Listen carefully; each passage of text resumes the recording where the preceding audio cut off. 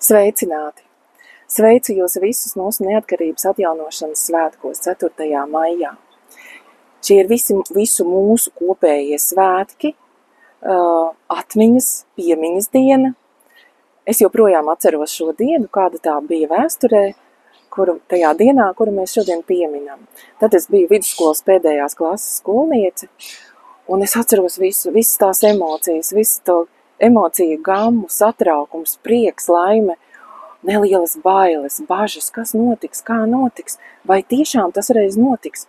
Jo man jāsaka, es pateicos saviem vecākiem un visiem saviem apkārtējiem cilvēkiem, kas man bija manā bērnībā.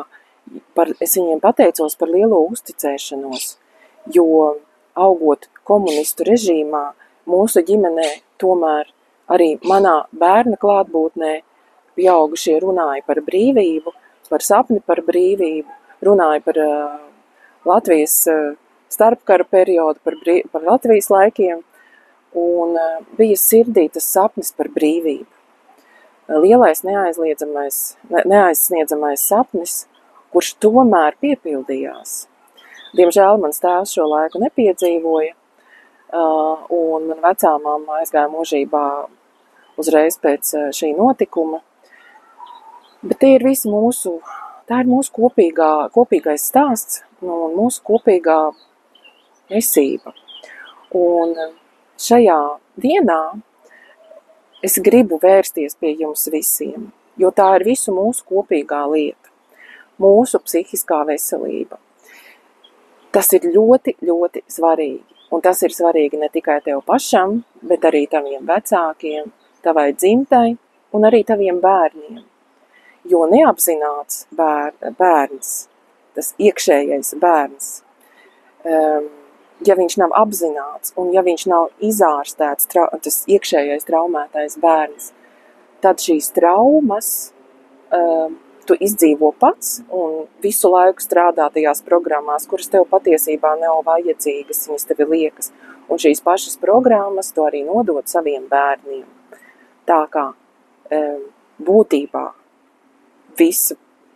Tev ir iespēja pārtraukt šo ciklu, jo kā tas ir, mēs vairumu no programmām sliktajām, teiksim, piemēram, nauda ir slikti vai nekustamais īpašums ir bīstami, dažādas pārliecības, kas ir pilnīgi neracionālas, mēs viņas mantojam no vecākiem un varbūt pat vēl no dziļākām paaudzēm senākām.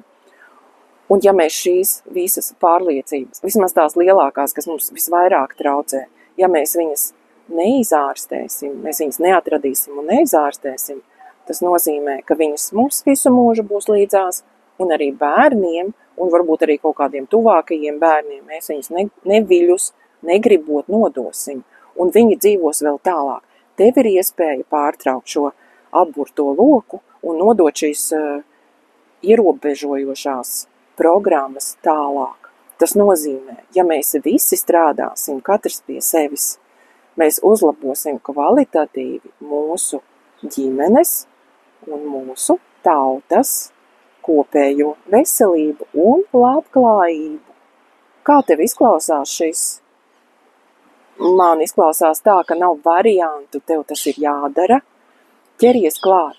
Uzreiz nevajag iet pie psihologa, psihiatra vai kouča. Paskaties, kas ir YouTube. Ir ļoti daudz bezmaksas materiālu. Jo es saprotu, ka tas ir ļoti liels lauks, ļoti daudz dažādu piedāvājumu. Ej ar atvērtu prātu, paklausies, ko saka viens, ko pasaka otrs. Es ieteiktu, protams, orientēties uz cilvēkiem, kas ir studējuši kaut ko vai mācījušies, kam ir kaut kādas tādas,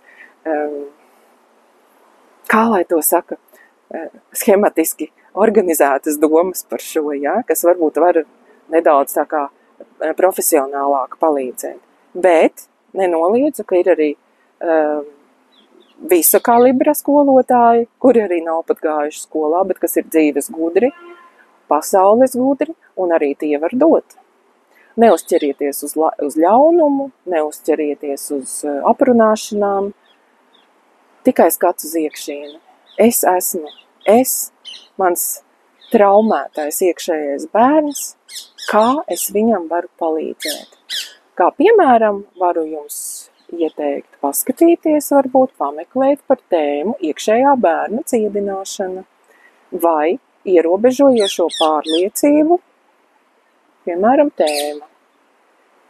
Kā jums šķiet?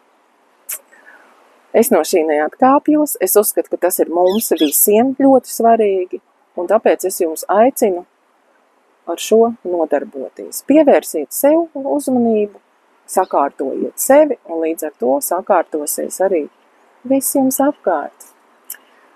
Tādēļ vēlreiz priecīgus svētkus, labu fizisko un mentālo, garīgo veselību.